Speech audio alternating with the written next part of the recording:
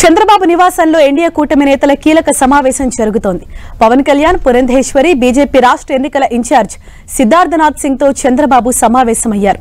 తదుపరి ఎన్నికల ప్రచార శైలి, భవిష్యత్తు కార్యాచరణ, క్షేత్రస్థాయి పరిస్థితులపై చర్చించారు. అనపర్తి, ఉండి తదితర స్థానాలపైన చర్చిస్తున్నట్లు సమాచారం. మార్పు కోరుకుంటున్న వివిధ స్థానాలపైన కూటమి నేతలు చర్చిస్తున్నారు.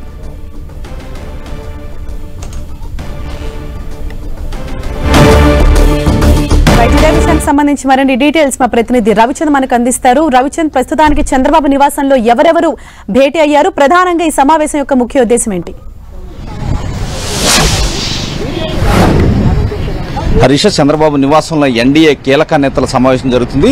బీజేపీ జాతీయ నేతలు, ఆంధ్రప్రదేశ్ సంబంధించిన ఎన్నికల ఇన్ఛార్జీలు ఎవరైతే అరుణ్ సింగ్ కావచ్చు, సిద్ధార్థనాథ్ సింగ్, ఆయనతో పాటు వారిద్దరితో పాటు బీజేపీ రాష్ట్ర అధ్యక్షురాలు గగ్గుబాటి పురంధేశ్వరి కూడా ఈ సమావేశంలో పాల్గొన్నారు. జనసేన నుంచి పవన్ కళ్యాణ్, ఆ పార్టీ అధినేత కూడా హాజరయ్యారు.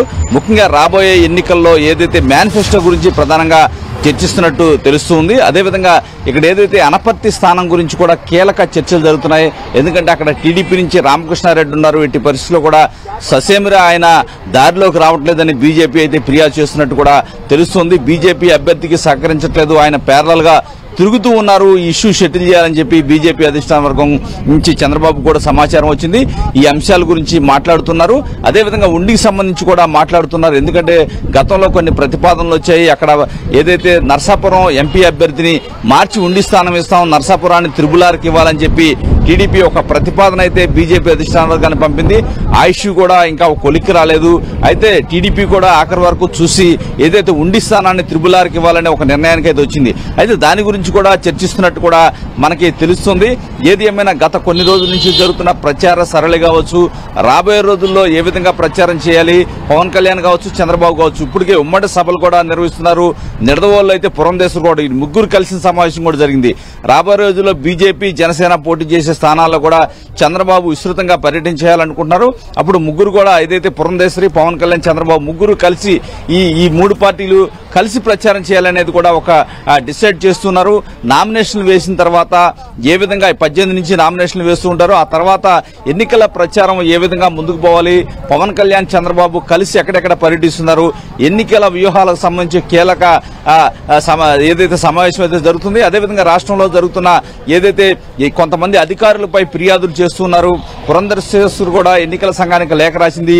టీడీపీ కూడా ఏదైతే రోజు కూడా ఫిర్యాదులు చేస్తున్నారు. ఈ నేపథ్యంలో ఎన్నికల సంఘం నుంచి ఎటువంటి విధంగా స్పందిస్తున్నారు, వీరిపై జాతీయ ఏదైతే కేంద్ర ఎన్నికల సంఘానికి కూడా ఫిర్యాదులు చేయాలని కూడా ఇక్కడ మాట్లాడుకుంటూ ఉన్నట్టు తెలుస్తుంది. ఏదైనా బీజేపీ జాతీయ నేతలు సిద్ధార్థనాథ్ సింగ్ కావచ్చు, అరుణ్ సింగ్ కావచ్చు, వీరికి సంబంధించిన అంశాలన్నీ కూడా కేంద్రం దృష్టికి కావచ్చు, అదేవిధంగా కేంద్ర ఎన్నికల సంఘానికి ఈసీ దృష్టికి తీసుకువెళ్లి న్యాయం చేసే విధంగా ప్రయత్నిస్తున్నట్టు కూడా ఆ అంశాలు కూడా ఇక్కడ చర్చకి వస్తున్నట్టు తెలుస్తుంది. రాష్ట్రంలో కొంతమంది అధికారుల మీద ఫిర్యాదులు అయితే ఈ కూటమి అయితే చేస్తుంది.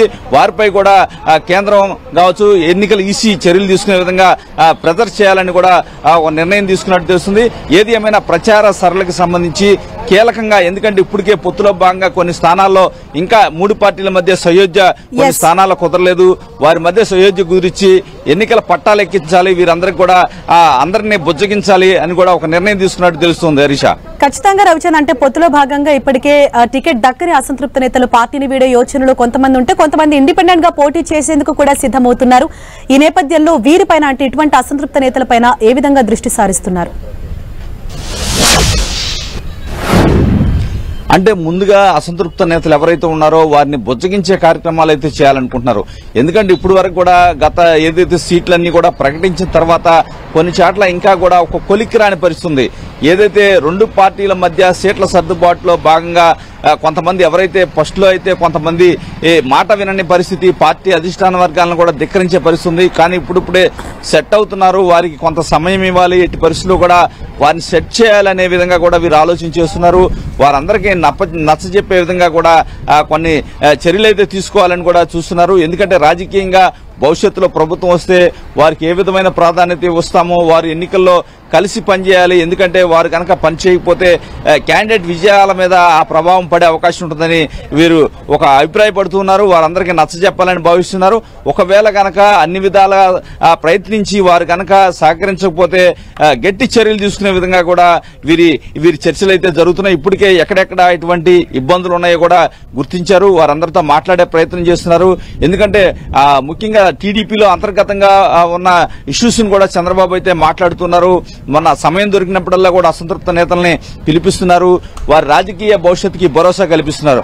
అదేవిధంగా జనసేనలో కూడా పవన్ కళ్యాణ్ కూడా అదే పని మీద ఉన్నారు. ఎందుకంటే జనసేనలో కూడా ఈ మధ్య కొంతమంది కీలక నేతల పార్టీని వీడారు.